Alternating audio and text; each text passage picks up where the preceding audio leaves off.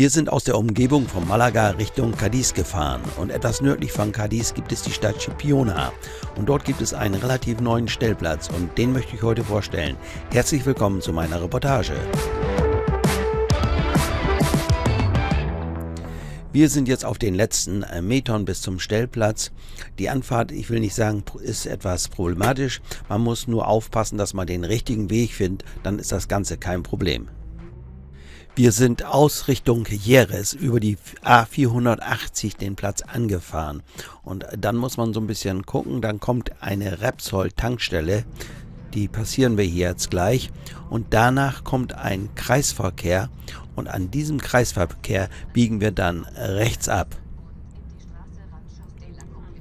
Wenn wir im Kreisverkehr rechts abgebogen sind, dann etwa noch 200 Meter und dann kommt eine Straße, die geht links ab. Das ist aber schwer zu erkennen. Man muss dann schon ein bisschen langsam fahren, um das zu sehen. Stopp, hier ist es genau. Da müssen wir links ab, um zum Stellplatz zu kommen. Dort gibt es ein Hinweisschild, aber das ist immer nicht so ganz schnell zu erkennen. Sollte man vorbeigefahren sein, ist das kein Problem. Dann fährt man noch einige 100 Meter weiter und dann ist die Möglichkeit da links abzubiegen. Und zwar gibt es dort ein Schild mit 30 km/h.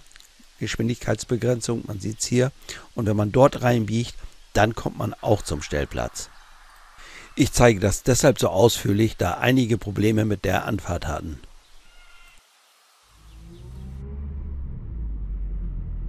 Wir sind jetzt auf den letzten Metern vor dem Stellplatz. Wir kennen den Stellplatz nicht, sind aber hier angemeldet.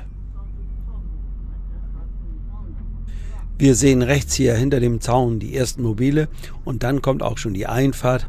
Ein Torbogen ist hier zu sehen.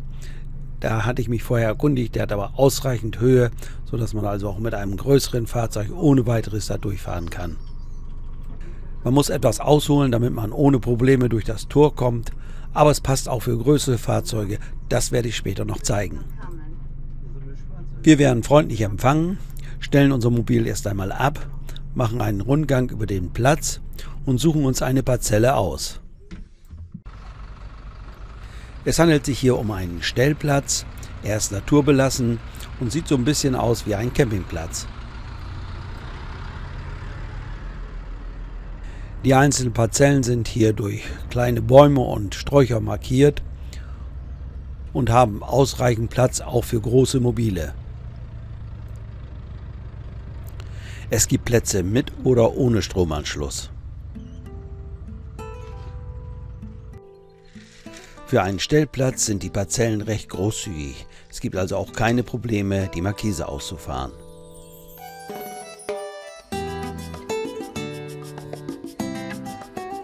Ein Blick von oben, links sehen wir das Rezeptionsgebäude, ein kleines Gebäude, dann die beiden Gebäude in der Mitte, das linke ist das Sanitärgebäude.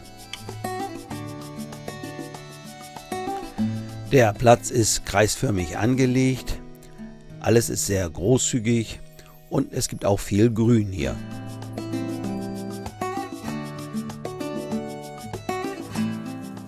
In der Rezeption arbeitet unter anderem Carmen. Carmen spricht perfekt Deutsch. Ihr durfte ich ein paar Fragen stellen und da hören wir jetzt mal rein. Hallo Carmen. Hallo Hako. Ja, du bist hier in der Rezeption, arbeitest hier und sprichst perfekt Deutsch. Wie kann das sein? Ja, ich bin in München geboren. Ich bin eine spanische Münchnerin sozusagen. Ich bin in München geboren und aufgewachsen und wohne jetzt hier in Spanien, weil meine Eltern Spanier sind. Du machst hier die Reservierung und du zeigst den Leuten auch die Plätze hier. Jetzt geht meine erste Frage, die kommt immer von vielen Campern. Dürfen hier auch Wohnwagen stehen? Es soll in Zukunft mal ein bisschen auch einen Platz für Wohnwegen geben, aber im Moment haben wir das leider nicht ausgebaut.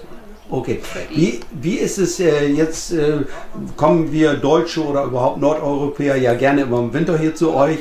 Wie ist die Auslastung? Kann man noch Plätze reservieren hier?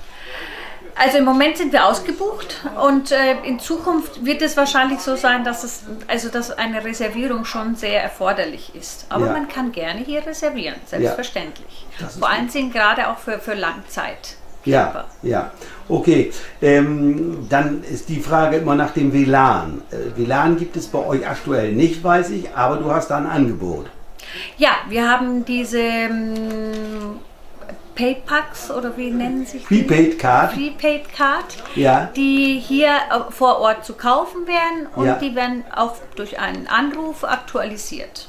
Wunderbar. Das heißt, du wickelst das Ganze ab. Man muss nicht keine Spanischkenntnisse zu haben, um das Ganze dann zu Das organisieren. machen wir alles Das macht klar. ihr von hier aus und die kann man dann hier kaufen. So hat man dann die Möglichkeit, ins Internet zu gehen oder seine Sachen damit dann zu machen. Ja, wunderbar. Frage, habt ihr ganzjährig geöffnet? Wir haben ganzjährig geöffnet, Hako. Ja, das heißt also durchgehend das ganze Jahr. Das ist ganz durchgehend. Ja, okay. Wir sind das Büro ist von 9 Uhr morgens bis 21 Uhr morgens geöffnet. Ah ja, Man wunderbar. kann uns aber immer erreichen. Also man kann auch später und vorher rein und raus fahren. Ja, okay. Dann große Mobile gibt es auch kein Problem, habe ich gesehen. Hier, ich werde das im Video auch zeigen, dass hier auch größere Mobile rein und raus fahren können und auch Plätze finden. Ist ja auch wichtig. Kein Problem. War bisher noch kein Problem. Gut. Okay, dann nochmal eine Frage zu Restaurants. Gibt es hier was in der Nähe, wo man auch zu Fuß hingehen kann? Ja, also es ist eine schöne Strandbar, eine wunderschöne Strandbar, die ich aber mehr für Drinks und für Sonnenuntergänge empfehle. Aber Restaurants sind unmittelbar. Man kann auch zu Fuß zu ganz typischen spanischen Restaurants gehen. Ansonsten kann man auch eben nach Chipiona, in 3 Kilometer ist man in Chipiona, Ja. könnte man auch mit dem Fahrrad fahren und dort gibt es sehr gute Restaurants auch. Ja, Carmen, dann danke ich dir erstmal für deine Ausführungen und Danke dir. Ja, wir sehen uns. Dankeschön. Bis dahin. Tschüss. Tschüss.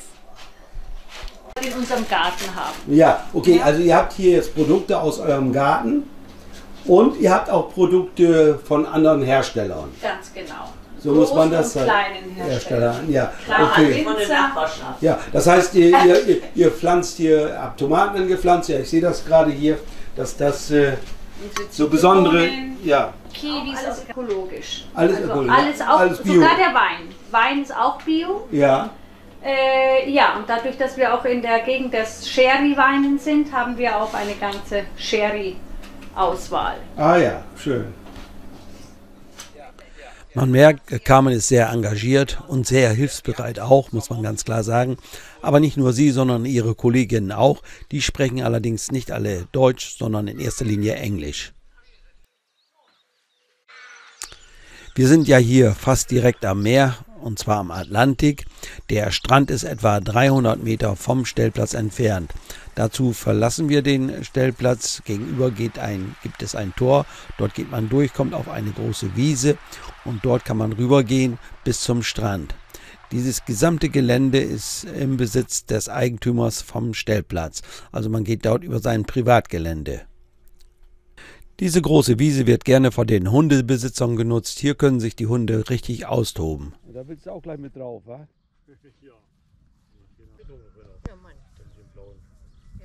Da wir hier so eine Art Steilküste haben, hat man hier so einen Durchgang gebaut, um ohne Probleme an den Strand zu kommen. Wenn man durch diesen Durchgang durch ist, dann schaut man auf einen schönen Sandstrand und hat auch einen Blick aufs offene Meer. Man möchte am liebsten gleich ins Wasser springen, aber bei Wassertemperaturen von 15 Grad, das reicht für mich nicht und von daher ist das mit Schwimmen jetzt hier nicht angesagt. Es gibt hier ja Ebbe und Flut und das Wasser geht dann ein ganzes Stück zurück, so dass vieles hier freigelegt wird und man hier auch die Möglichkeit hat, dann Muscheln zu suchen.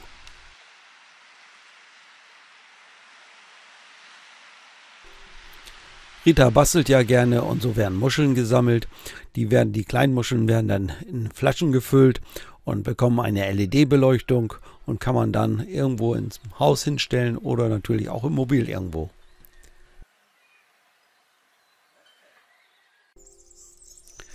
Es gibt ja ein Sanitärgebäude hier auf dem Platz. Das kann man nicht nur über die Treppe erreichen, sondern es gibt auch noch eine Schräge. So können Menschen mit einem Handicap hier auch ohne weiteres ins Sanitärgebäude kommen. Auf diesem Stellplatz wurde alles, was möglich war, in erster Linie aus Holz gebaut. Nutzung der sanitären Anlagen und auch das Duschen ist in der Stellplatzgebühr enthalten. Die Stellplatzgebühr findet ihr unter dem Video im Text. Der Natur wird hier viel Platz gelassen und nicht nur der Natur, auch den Mobilen. Auch für große Mobile gibt es hier keine Probleme. Die Parzellen sind schön groß und auch die Zufahrtswege sind entsprechend groß. Während unseres Aufenthaltes waren nicht nur große Mobile da, es waren auch kleinere Fahrzeuge dort. Junge Familien, sogar mit Kindern waren unterwegs. Also so war es eine gesunde, gute Mischung.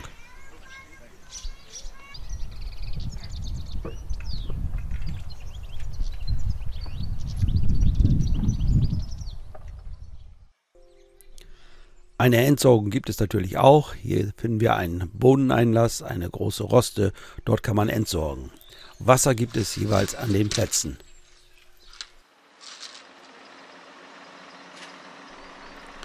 Jetzt sehen wir mal ein größeres Mobil, was hier über den Platz fährt.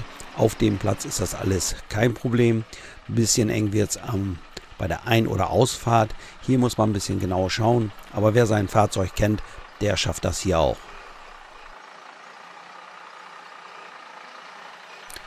Ich weiß nicht genau, wie lang dieses Fahrzeug ist, aber ich schätze mehr als 10 Meter und man sieht, es geht.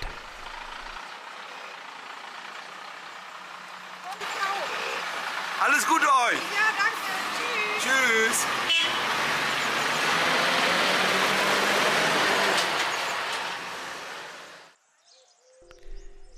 Jetzt geht's ums Radfahren. Das ist hier ein wichtiger Punkt in dieser Region.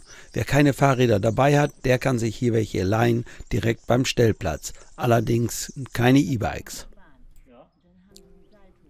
Wir nehmen euch jetzt mit zu einer Fahrradtour. Und zwar verlassen wir den Platz über ein spezielles Tor. Und an diesem Tor im Außenbereich gibt es einen Fahrradweg, einen sogenannten Via Verde. Das sind Fahrradwege, die auf einer ehemaligen Bahnlinie entstanden sind. Wir fahren jetzt in Richtung Scipiona. Das sind etwa bis dorthin 3 Kilometer. Aber wir fahren noch weiter. Wir sind etwa 10 Kilometer auf diesem Fahrradweg gefahren. Wenn man an Scipiona vorbeifährt, Richtung Rota, kommt man automatisch zu einem sehr schönen Park. Der liegt in unmittelbarer Nähe des Meeres. So kann man dann von dort aus gleich weiterfahren Richtung Strand.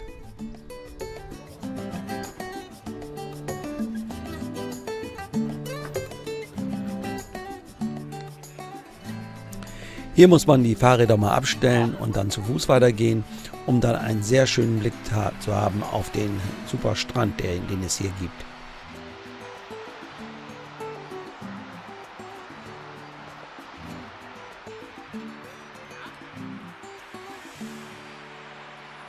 Wir sind dann wieder Richtung Scipiona gefahren. So weit wie möglich ging es am Meer entlang.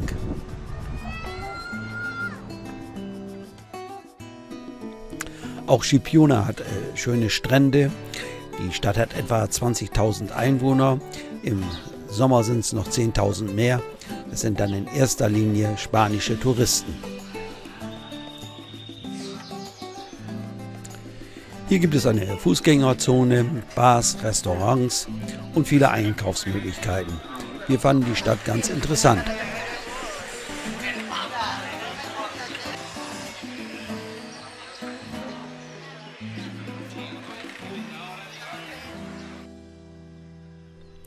Ich hatte am Anfang ja schon gesagt, dass es hier Gemüse gibt in der Rezeption aus Bioanbau und dieses Gemüse wird hier direkt neben dem Stellplatz angebaut und das durften wir uns gemeinsam mit Carmen hier ansehen.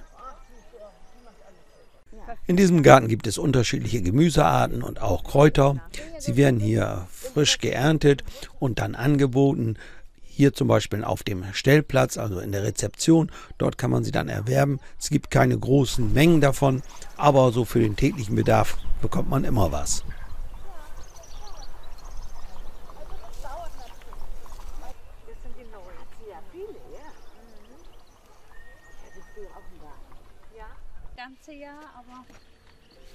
Und dann gibt es hier noch so eine Sache, die uns gezeigt wurde. Es gibt hier so kleine Häuschen. Aktuell gibt es erst so ein Haus, aber es sollen noch weitere hinzukommen.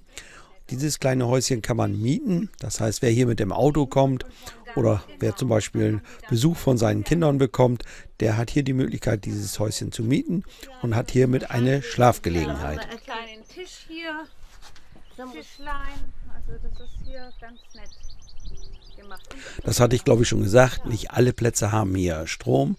Deshalb haben einige Camper hier ihre Solarfelder aufgestellt, um ihre Batterien noch effektiver zu laden.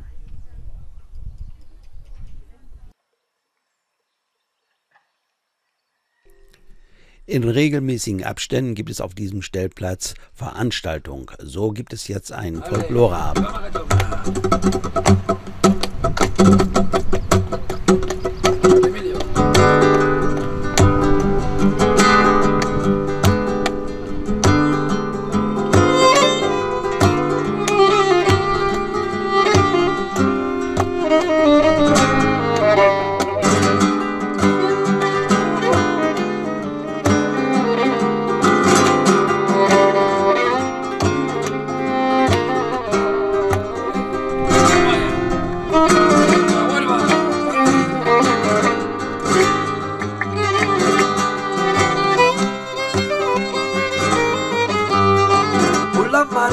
Por la candela, flor de romero.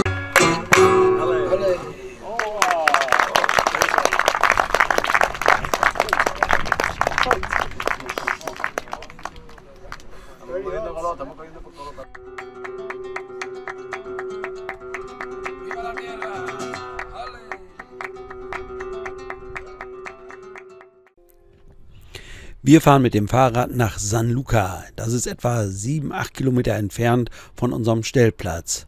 Wir fahren auch hier wieder am Strand entlang und kommen dann aber in die Stadt und schauen uns die Stadt an. Hier sehen wir zum Beispiel die Arena. Das ist eine Stierkampfarena. Kann man auch besichtigen bzw. reinschauen, konnten wir jedenfalls. War ganz interessant, sowas zu sehen.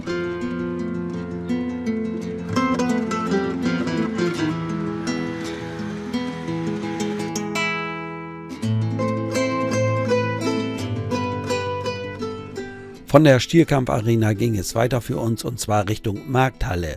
Dort haben wir uns sagen lassen, kann man gut frisches Gemüse und Fisch und Fleisch kaufen. Und das haben wir auch getan.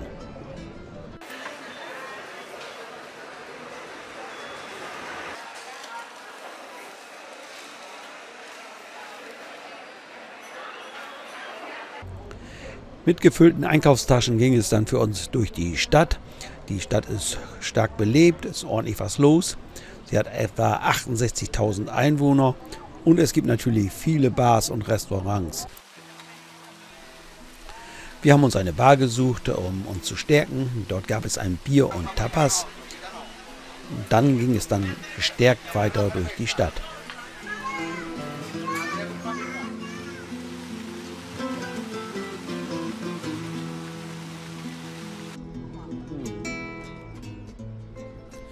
Wir haben einige Stunden in der Stadt verbracht, bevor es dann wieder mit dem Fahrrad zurück zum Stellplatz ging.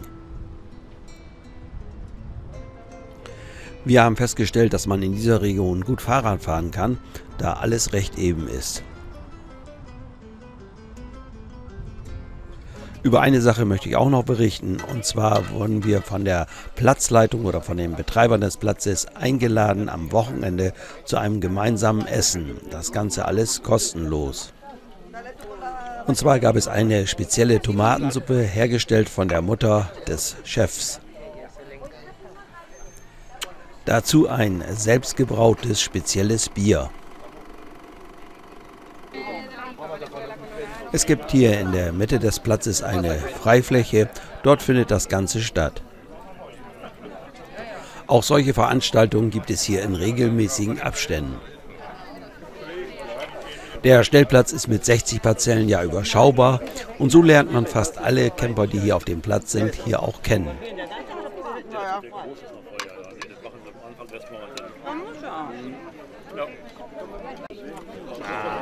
Und noch ein für Oma. Der eine oder andere Camper steuert dann auch noch ein Schnäpschen dabei. So ergibt sich dann eine lustige Runde. Salut!